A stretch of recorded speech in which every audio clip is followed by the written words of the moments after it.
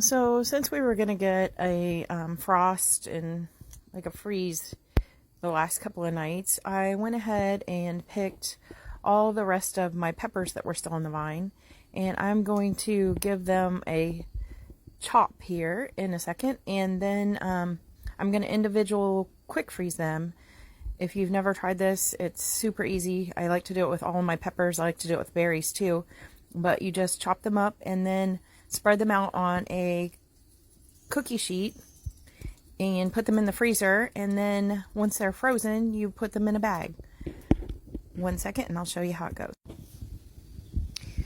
Now here they are all chopped up and spread out on a cookie sheet that I went ahead and lined with parchment paper. Now I'm going to pop them in the freezer and freeze them like this, and then you'll be able to put them in a bag once they're frozen, and they won't be, they'll be all loose, so you'll be able to use just a little bit at a time if you want to for a recipe. Like if you want to use them for pasta or for chili or for pizza, you'll be able to just use however many you want. You won't have to use like the whole bag. You won't have to thaw the whole bag, and you can use them in your recipes.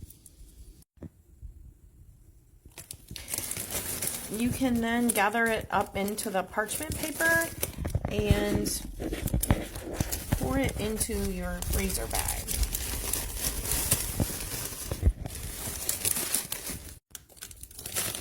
And once it's in the freezer bag, it's going to be all loose, which is great for when you want to be able to just take a tablespoon or a cup or a half a cup out of here for any recipe. And as long as you leave it frozen solid, it should stay loose like this.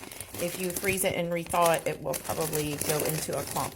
Don't forget to date it and put what's on it, and then throw it in your freezer. You can also add to this later. If you quick freeze some more, you can add more into the bag as long as it stays frozen.